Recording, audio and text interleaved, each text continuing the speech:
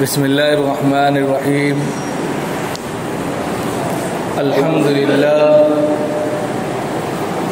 لله رب العالمين، والصلاة والسلام على سيد الأنبياء والمرسلين محمد بن عبد الله الأمين وعلى آله وأصحابه وأزواجه وذرياته وأهل بيته وسلم تسليما كثيرا كثيرا. أما بعد، أعوذ بالله من الشيطان الرجيم. بسم الله الرحمن الرحيم.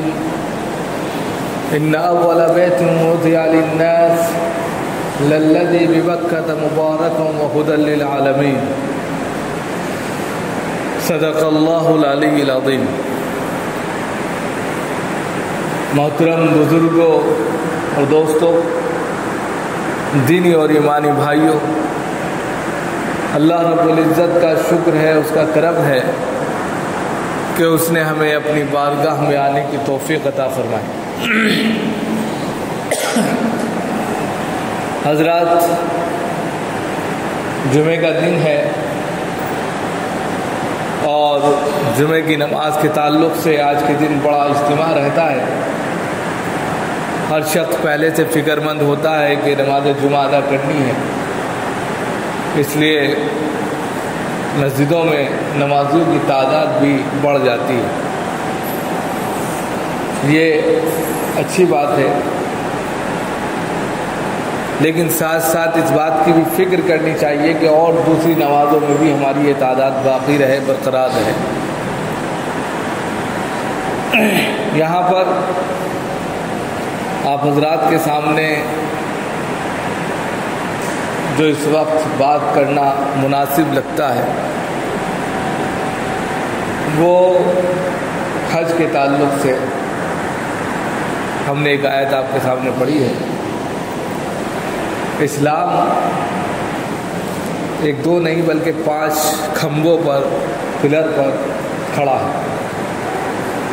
اس کی بنیادی جو چیزیں ہیں اس میں ایک رکن جو ہے وہ حج بھی ہے. اسلام کا دائرہ بہت بڑا ہے، بہت وسیع ہے. اس میں عبادات کے شعبے میں جو شعبے رکھے گئے ہیں ان میں ایک رکن حج بھی ہے. جس طرح ایک رکن نماز ہے اور اس کی ادائیگی پر آپ یہ محسوس کرتے ہیں کہ ثواب ملتا ہے، گناہ معاف ہوتے ہیں، اللہ سے قریب ہونے کا سب سے بہترین طریقہ اور ذریعہ ہے. بس اتنا فرق ہے کہ نماز ہر دن 5 مرتبہ فرض ہے ہر شخص پر، چاہے وہ غریب ہو یا امیر ہو. تو اس اعتبار سے نماز کی اہمیت اور بڑھ جاتی ہے.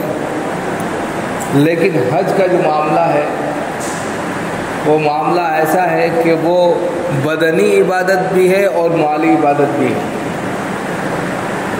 اس کے علاوہ جتنی اور عبادات ہیں، نماز ہے تو بدنی عبادت ہے، روزہ ہے تو بدنی عبادت ہے، زکوٰۃ ہے تو مالی عبادت ہے. لیکن حج ہی ایک ایسی عبادت ہے جو بدنی بھی ہے اور مالی بھی ہے. اور یہ صرف ان لوگوں پر ہے جو صاحب استطاعت ہیں، جن کے پاس اتنا روپیہ پیسہ ہے کہ وہ اللہ کے گھر کی زیارت کر سکیں، جا سکیں، آ سکیں، اپنے بچوں کا، اپنے گھر والوں کا خرچ اٹھا سکیں.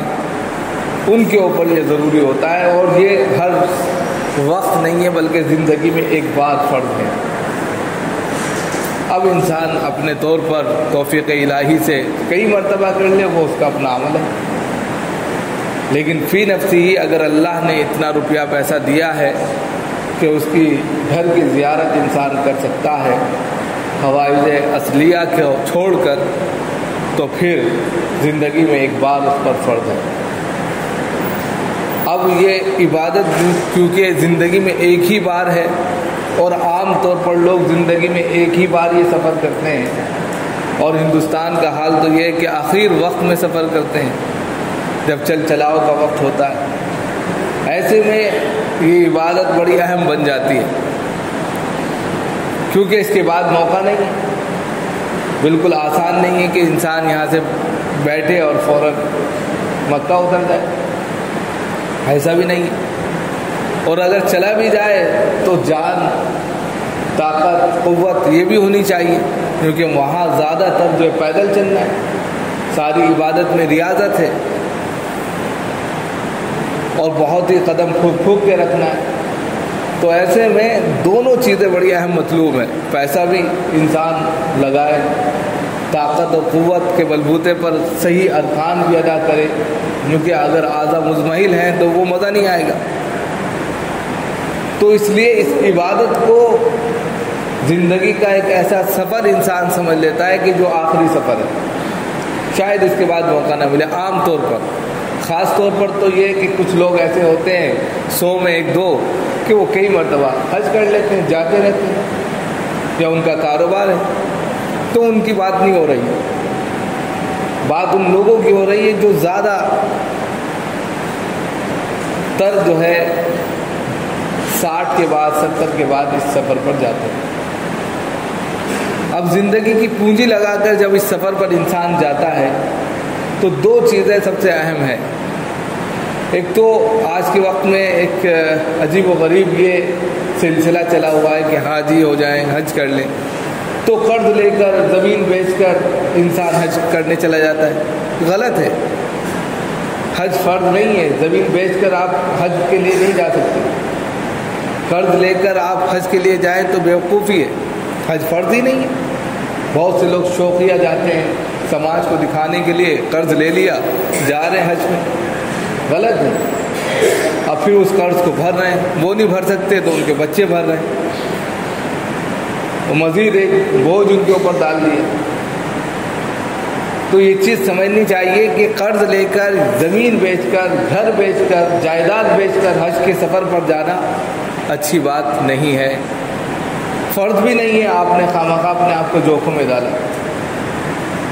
اللہ رب العزت نے ہر انسان کو اتنا ہی مکلف بنایا جس کی وہ طاقت رکھتا ہے۔ لا یکلف اللہ نفسا الا وسعها۔ کسی بھی نفس پر، کسی بھی جان پر اتنا بوجھ نہیں ڈالا کہ وہ اس کی طاقت نہ رکھتا ہو۔ اب اس کی استطاعت مثال کے طور پہ 1000 روپے کی ہے تو اللہ اس سے 1 لاکھ کا مطالبہ نہیں کریں گے، بلکہ 500 کا کریں گے اگر 1000 بھی۔ تو اللہ تو غفور الرحیم ہے۔ اب ہم اپنے آپ کو جوخم میں ڈال لیں، سماج کو دکھانے کے لیے ہم حج پہ گئے، آج کے وقت میں ٹرین چلا ہوا ہے، سب حج پہ جا رہے ہیں، ہم بھی جائیں گے۔ جانا بہت اچھی بات ہے، یہ عمل بھی بہت اچھا ہے، لیکن دوسروں کو پریشان کر کے، دوسروں کا حق مار کر، یا دوسرے جو بچے ہیں ان کی جائیداد کو ختم کر کے اس سفر پر جانا کوئی بڑی کمال کی بات نہیں ہے۔ حدیث میں آتا ہے اپنے بچوں کو مالدار بنا کر چھوڑو، یہ اس سے اچھا ہے کہ تم ان کو بھیک منگا بنا دو، غریب بنا دو، پھر وہ ایک دوسرے کے سامنے ہاتھ پھیلائیں، ضروریات کو پوری کرے، تو یہ اچھا عمل نہیں ہے۔ تو سب سے پہلے تو قرض لے کر یا جائیداد بیچ کر یہ سفر نہ کیا جائے۔ دوسرے، جب اس سفر پر انسان جا رہا ہے، کیونکہ سفر بہت بڑا ہے، تو معاملات کو صاف کر کے جائے۔ عام طور پر انسان معاملات صاف کر کے نہیں جاتا، اور جب معاملات صاف نہیں ہوتے نا تو عبادت میں مزہ نہیں آتا ہے۔ لاکھ آپ عبادت کرتے رہے، اس کا مزہ اس کو خاطر خواہ نہیں ملے گا۔ مثال کے طور پہ آپ کے گھر میں 4 بھائی ہیں، کسی سے جھڑپ ہو گئی، بات ہی نہیں کرتے، سالوں ہو گئے، دل صاف ہی نہیں کیا، چلے گئے۔ بہن ہے، آس پڑوس کے محلے والے ہیں، کوئی اور قریبی رشتہ دار ہیں، یہ تو وہ ہیں جو خاندانی ہیں، اور عام طور پر ان میں ایسا ہو جاتا ہے، انسان چلا جاتا ہے اور کوئی مول بھاؤ نہیں دیتا اس کو، لیکن معاملہ صاف نہیں کیا تو آپ لاکھ عبادت کرتے رہے، وہ معاملہ وہیں جو کا تو رہے گا۔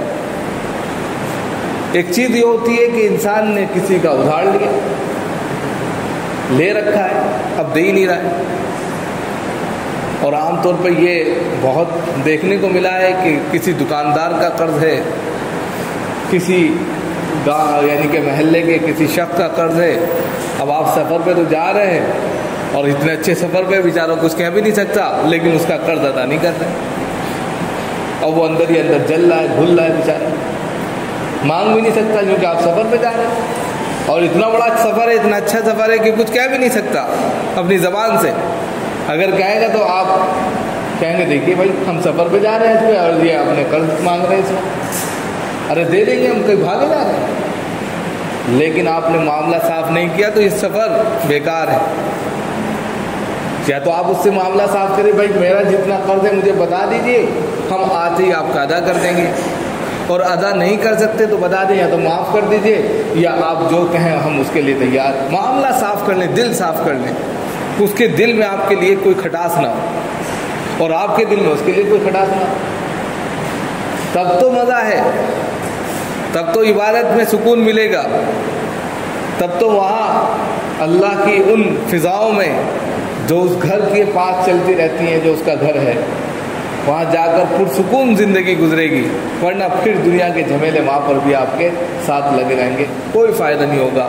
انسان اتنے بڑے سفر پر بھی گیا، روپیہ پیسہ بھی بہایا، اپنی پوری طاقت اور قوت بھی جھونک دی، لیکن وہاں سے خالی ہاتھ ہی آئے، کچھ لے کر نہیں آئے.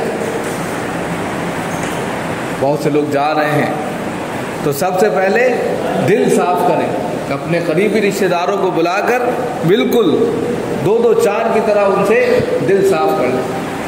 بھائی اگر زندگی میں میری زبان سے، میری ذات سے کوئی بھی بات پیش آ گئی مجھے معاف کر دیں، اس لیے کہ میں ایک سفر پر جا رہا ہوں جو اللہ کے لیے مجھے کرنا ہے، اس کا بدل اللہ مجھے دیں گے، مجھے معاف کر دیں. اور معافی مانگنے میں کوئی انسان چھوٹا نہیں ہو جاتا، یہ بھی یاد رکھیے. آج کے وقت میں انسان یہ سوچتا ہے اگر ہم نے ان سے معافی مانگ لی تو ہم چھوٹے ہو جائیں گے. نہیں، اللہ کے نزدیک اس کا مقام اور بلند ہو جاتا ہے. اس نے انسانیت کا سب سے بڑا ثبوت دیا ہے. آپ نے دیکھا ہوگا انسان ایک چھاؤ دینے والے، پھل دینے والے درخت کی طرح. آپ نے درخت کو دیکھا کہ جو چھاؤ دیتا ہے، پھل دیتا ہے، وہ جھکا رہتا ہے، بالکل جھکا رہے گا اور لوگوں کو اپنا فائدہ پہنچاتا رہے گا اور لوگ اس کے پاس آتے بھی رہیں گے. اور ایک درخت کو آپ دیکھتے ہیں کہ وہ تنا ہوا کھڑا رہتا ہے، نہ اس کے پتے ہوتے ہیں، نہ وہ کوئی پھل دیتا ہے، سیدھا کھڑا رہتا ہے. بالکل انسان کی مثال اسی طرح ہے کہ ایک وہ انسان جس کی ذات سے لوگ فائدہ اٹھا رہے ہیں، وہ عاجزی اور انکساری کے ساتھ بالکل اپنے کاندھوں کو نرم کیے ہوئے لوگوں سے بات کر رہا ہے، وہ اس پھلدار درخت کی طرح ہے. اور دوسرا شخص جو تناور درخت کی طرح کھڑا تو ہے لیکن کوئی فائدہ نہیں دے رہا ہے، اس مردے کی طرح ہے جو چند گھنٹوں کے بعد اکڑ جاتا ہے. انسان جب اس دنیا سے رشتہ ختم کر لیتا ہے تو وہ ایک مردے کی شکل میں ہو جاتا ہے، اور دھیرے دھیرے جیسے وقت گزرتا ہے تو اس کے سارے اعضاء اکڑنے لگتے ہیں، ٹائٹ ہونے لگتے ہیں. پھر آپ اگر اس کا ہاتھ کو موڑیں گے تو مڑے گا نہیں، اکڑ جائے گا، ٹائٹ ہو جائے گا، لیکن اس سے کوئی فائدہ ہے نہیں ہے. جس طرح وہ درخت فائدہ نہیں پہنچا سکتا، اسی طرح وہ مردہ بھی انسان کو کوئی فائدہ نہیں پہنچا سکتا. بس انسانیت کی ہی مثال آپ سمجھ سکتے ہیں کہ ہم کو کون سا انسان بننا ہے. اگر ہم واقعی میں انسانیت کا درد رکھتے ہیں تو ایک دوسرے کے لیے ہمدرد بنیں. یہ دنیا تو ایک دن ختم ہو جائے گی، لیکن ہمدردی، آپ کا ایک دوسرے سے پیار اور پریم یہی باقی رہے گا. ایک دوسرے کے لیے محبت یہی باقی رہے گی، ایک دوسرے کے لیے ہمدردی یہی باقی رہے گی. کون ایسا انسان ہے جس سے غلطیاں نہیں ہوتی؟ غلطیاں ہو جاتی ہیں اور انسان سے ہی ہوتی ہیں. اب انسان جب اپنے غلطی پر پشیمان ہو جائے، اس کو احساس ہو جائے مجھ سے غلطی ہوئی ہے، میرے بھائی کا مجھ سے دل دکھ گیا، اس کے پاس جائے اور کہے کہ میں سفر پر جا رہا ہوں، میرے بھائی مجھے معاف کر دے. چاہے تو اس کے بدلے میں مجھ سے کچھ بھی لے لے، میری گردن اڑا دے، وہ بھائی گلے لگا لے. اس سے کچھ نہیں چاہے گا، وہ اس نے اتنی بات کہہ دی، سمجھے ساری چیزیں فیل اس کے سامنے، لاکھوں کروڑوں کی دولت فیل، کہ بس میرے بھائی نے یہ جملہ کہہ دیا یہی بہت ہے میرے لیے، اور وہ اس کے ساتھ ہمیشہ کھڑا رہے گا۔ اسلام تو اس چیز کی دعوت دیتا ہے، اسلام تو آپس میں بھائی چارے کی دعوت دیتا ہے۔ جب آپ اپنے خاندان والوں کو جوڑ کر چلیں گے، اپنی سوسائٹی کے لوگوں کو جوڑ کر چلیں گے، اپنے محلے اور آس پڑوس کے لوگوں کو جوڑ کر چلیں گے، تو یہی چیز جو ہے خود بخود آپ کی عبادت میں چار چاند لگا دے گی، آپ کا وہ سفر آسان ہوگا۔ ورنہ حج کا جو سفر ہوتا ہے آسان نہیں، کہنے کے لیے یہ آسان ہے، ہم چلے جائیں گے، پیسہ ہے، وہاں پر ویل لے لیں گے، یہ کر لیں گے، وہ کر لیں گے، پھر بھی آسان نہیں۔ لاکھوں کا مجموعہ ہوتا ہے، انسان وہاں دیکھ کر جو ہے بالکل لاکھ اس کو علم آتا ہو، لاکھ ہر چیز اس کو یاد ہو، وہاں جا کر جو ہے بالکل دماغ فیل ہو جاتا ہے۔ ایسے میں لوگوں کی جو دعائیں ہوتی ہیں، جن کی دعائیں لے کر وہ جاتا ہے، اس کے لیے وہ چیز آسان ہوتی چلی جاتی ہے۔ آپ نے دیکھا ہوگا، آپ 1 کلومیٹر اس دھوم میں نکل جائیں، آپ کا بی پی بھی ڈاؤن ہو جائے گا، چنا محال ہو جائے گا، اور بہت مشکل سے آپ جو ہے نڈھال ہو کر کسی طرح بیٹھیں گے، طاقت نہیں ملے گی۔ اب وہاں دھوپ اس سے زیادہ سخت، پتھریلی زمین، لمبے لمبے آپ کو جو ہے کئی کلومیٹر چلنا ہے، تو پھر یہ اللہ کی توفیق ہی سے انسان کرتا ہے، اپنی طاقت اور قوت کے نتیجے میں نہیں کر سکتا۔ اور پھر توفیق کیسے ملتی ہے؟ ہم اپنے بھائیوں کی جو دعائیں لے کر جاتے ہیں، یہی دعائیں ہمارے کام آتی ہیں، اس سے ہمارے سارے کام آسان بنتے چلے جاتے ہیں۔ تو اس لیے معاملہ صاف کر لیں، بھائی سے لڑائی ہوئی ہے تو اس کو بالکل رفع دفع کر لیں، کسی کا کچھ لیا ہے تو دے لے کے بالکل معاملے کو سلٹا لیں، یہ نہیں کہ پھر، اور جب یہ سب کچھ کر لیں تو پھر اس نیت سے سفر رختے سفر باندھیں کہ یہ آخری سفر ہے۔ پھر یہ سوچیں کہ بس یہ آخری ہے، اس کے بعد موقع ہے ہی نہیں، اس لیے کہ آپ خود دیکھ رہے ہیں کہ زندگی میں ایک ہی مرتبہ یہ عام طور پر موقع ملتا ہے، کیونکہ آج کے وقت میں تقریباً 4 لاکھ روپے لگ رہے ہیں، انسان اس چیز کو بھی دیکھتا ہے۔ پھر وہاں 40 دن رہنا، ملک سے باہر، زبان وہ نہیں آتی جو آپ یہاں بولتے ہیں، زبان کی سب سے بڑی دقت ہوتی ہے۔ آپ کو روٹی چاہیے، اب آپ کہیں تو کیسے کہیں وہاں ہم کو روٹی چاہیے، آپ عربی نہیں جانتے، اپنی بات نہیں کہہ سکتے، اگر گم ہو گئے تو آپ یہ نہیں کہہ سکتے ہم انڈیا کے ہیں، وہ سمجھیں گے نہیں آپ انڈیا کیا ہے۔ ملک سے دور، پھر جہاں انسان رہتا ہے وہاں اس کی عادت ہو جاتی ہے، آب و ہوا اس کو جو ہے سوٹ کر جاتی ہے، وہاں دوسری جگہ جا کر آب و ہوا نہیں مل پائی، بیمار پڑ جائے، ساری چیزیں ہیں انسان کے ساتھ۔ تو اس لیے یہ سفر عام طور پر آخری ہوتا ہے، تو یہ سوچ کر جائے کہ یہ سفر آخری ہے۔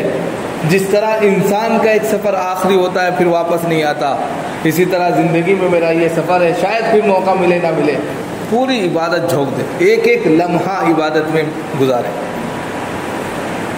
پھر دنیاوی معاملات نہ رکھیں وہاں پر، پھر دنیا کو نہ سوچے کہ دنیا ہے کیا، اس کی کمائی کیا، اس میں کرنا کیا، کچھ نہیں، بس میں اور میرا اللہ، وہ خوش ہو جائے، وہ راضی ہو جائے، یہ میرا مقصد ہے۔ اس مقصد سے اگر وہ جا رہا ہے، یہ نیت لے کر وہ جا رہا ہے کہ میں نے جب سے جنم لیا ہے اور آج تک جتنی میری عمر ہو گئی ہے، نہ جانے میں نے کتنے گناہ کیے ہیں، نہ جانے مجھ سے کیا کیا چیزیں سرزد ہو گئی ہیں، میرا رب ایک ہی جھٹکے میں معاف کر سکتا ہے، بس میں اس کے لیے اپنی زندگی کو وقف کرتا ہوں۔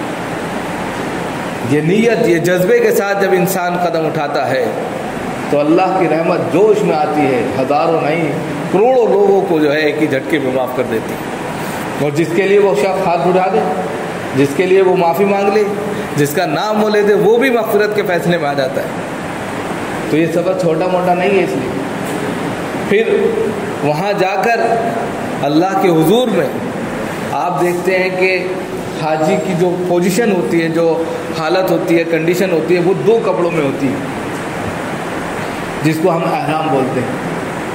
ایک چادر ہوتی ہے اور ایک لنگی ہوتی ہے، یہی 2 کپڑے ہوتے ہیں۔ اور جب انسان اس دنیا سے جاتا ہے تو یہی 2 کپڑے سب سے اہم ہوتے ہیں، لفافہ تو بعد میں لگا دیا جاتا ہے۔ بہت سے لوگ یہ سوچتے ہیں کہ جس یعنی جس احرام میں ہم نے حج کیا ہے وہی ہمارا آخری یعنی کہ کہہ سکتے ہیں کہ کفن ہو. بہت سے لوگ یہ سمجھتے ہیں تاکہ کچھ آسانیاں ہو جائیں، کیونکہ انسان کو اس دنیا سے تو جانا ہی ہے. یہ دنیا ہمیشہ کے لیے نہیں ہے. کل من علیہ فان ویبقى وجہ ربک ذو الجلال والاکرام. قرآن صاحب کہہ رہا ہے کہ یہ دنیا فنا ہونی ہے. اگر کوئی ذات اس دنیا میں باقی رہے گی تو اللہ رب العزت کی ذات ہے اور کوئی نہیں. ایک نہ ایک دن یہ دنیا فنا ہو جائے گی، ختم ہو جائے گی. روئی کے گالو کل طحن المنفوش کل فراش المبثوث. روئی کے گالوں کے مانند اڑتی پھرے گی یہ دنیا. جیسے آپ نے دیکھا ہوگا روئی دھنی جاتی ہے تو چھوٹے چھوٹے اس کے جو ہے ذرات ہوا میں اڑنے لگتے ہیں. بالکل اسی طرح یہ دنیا ختم ہو جائے گی اور ذرات کی شکل میں تبدیل ہو جائے گی. جب اس دنیا کا کوئی بھوشیہ نہیں ہے، مستقبل نہیں ہے، تو پھر ہر انسان کی اپنی یہ ضرورت ہے کہ ہم اس دنیا کے لیے کام کریں، اس دنیا کے لیے فکر مند ہو، اس دنیا کے لیے عمل کریں جو ہمیشہ رہنے والی ہے اور وہ آخرت ہے. اب جب آپ اللہ کے گھر پہنچ جائیں تو پھر عبادت میں، ریاضت میں، اللہ کی خوشنودی میں، اس کی رضا میں ہر اعتبار سے اپنے آپ کو وقف کر دیں. کوئی لمحہ ایسا نہ گزرے کہ پھر عبادت نہ ہو. جو لوگ یہاں سے جا رہے ہیں، جائیں گے، یا جن کے رشتہ دار جا رہے ہیں، ان کو یہ بات معلوم ہونی چاہیے. مزید وہاں کی زبان الگ ہے، ماحول الگ ہے، وہاں کی ایکٹیویٹی الگ ہے، وہاں کی عبادتیں الگ ہیں. اس چیز کو پہلے سے معلوم کر لیں. بہت سے کیمپ لگتے ہیں، تربیتی کیمپ، اس میں جا کر ضرور شرکت کریں تاکہ آسانیاں ہو سکیں اس کے لیے کہ وہ جب اس جگہ جائے جو اس کے لیے بالکل اجنبی جگہ ہے تو وہ پریشان نہ ہو. اور اس طریقے سے جب وہ عبادت کرے تو اپنے لیے، اپنے خاندان والوں کے لیے، اپنے رشتہ داروں کے لیے، سب کے لیے جب دعا کرے تو اپنے اور آس پڑوس کے لوگوں کو بھی اپنی دعا میں شامل رکھے. انشاءاللہ بات ہوگی اس پر، ابھی وقت نہیں ہے. اللہ تعالیٰ ہم سب کو عمل کی توفیق عطا فرمائے.